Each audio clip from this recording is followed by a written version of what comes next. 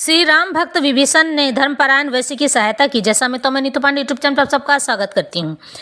इस कथा का वर्णन ब्रह्म पुराण में मिलता है। ये कोई जरूरी नहीं है कि जात का ब्राह्मण है तो उसके कर्म भी ब्राह्मण धर्मपरायण का ही होगा। अक्सर ब्राह्मण धर्म को छोड़कर भोगी विलासी बन जाता है। धर्म का हाथ पकड़कर रखने पर थोड़ा कष्ट होता है पर अंत सुखमय होता है। आज ऐसी ही एक कथा लेकर आई हूँ जो कि ब्राह्मण और वैश्य के मित्रता की है। प्राचीन समय की बात है। भवन नगर में एक ब्राह्मण रहा करता था जिसका नाम वृद्ध कौशिक था। उस ब्राह्मण का एक पुत्र था जिसका नाम गौतम था। गौतम की मित्रता एक वैश्य यानी छोटी जात के व्यक्ति से हो गई थी।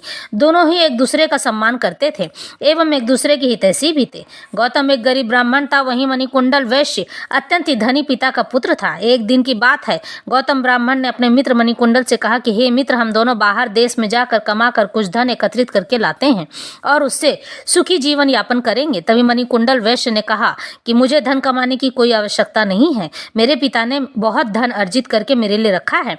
तभी ब्राह्मण बोला, हे मित्र, उस जवानी का क्या लाभ जो अपनी मेहनत से अपने लिए धन अर्जित करके न रख सके। वो बल तो छीन ही समझो जिस बल से मेहनत न करें। यह बात वैश्य मणिकुंडल को अच्छी लगी और उसने अपने घर से धन रत्न आदि लाकर ब्राह्मण को दे दिया। ब्राह्मण ने जब अधिक धन व रत्न देखा तो उसे मन में पाप समा गया और वह उससे हड़पने के लिए उत्सुक हुआ। वह अब इसी ताक में रहता कि मैं उसका धन कब हड़प लूं।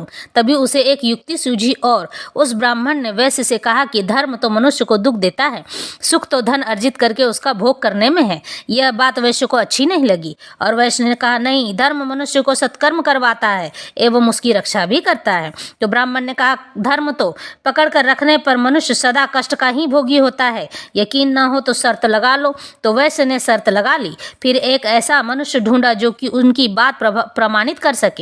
तो उसने ब्राह्मण का साथ दिया और शर्त अनुसार जीत गया। वैश्य का सारा धन ब्राह्मण हड़प लिया, लेकिन ब्राह्मण की मति भ्रष्ट थी, सो शर्त उसने फिर से धर्म को छोटा बताने के लिए लगाई और कहा, इस बार जो शर्त हारेगा उसके हाथ काट दिए जाएंगे। ब्राह्मण फिर से जीत गया और वैश्य के हाथ कट गए। उसके बाद ब्राह्मण ने वैश्य से कहा कि अब भी धर्म का साथ छोड़ दो, तुम्हें कुछ भी प्राप्त नहीं होगा। तो वैश्य नहीं माना और धर्म की ही प्रशंसा करता रहा। ब्राह्मण ने फिर से शर्त लगाई और कहा, जो हारेगा उसकी आंखें निकाल दी जाएंगी।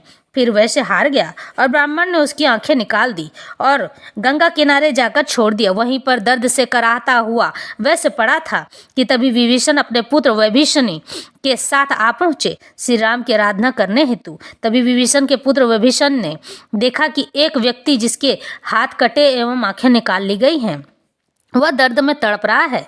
उसने अपने पिता विभीषण को यह बात बताई तो विभीषण ने कहा कि जब हनुमान मृत संजीवनी श्री राम को के कहने पर लाए थे तो बहुत बड़ा पर्वत भी ले आए थे। उसी में संजीवनी के साथ एक और औषधि थी जिसका नाम विशल्यकरणी बूटी था।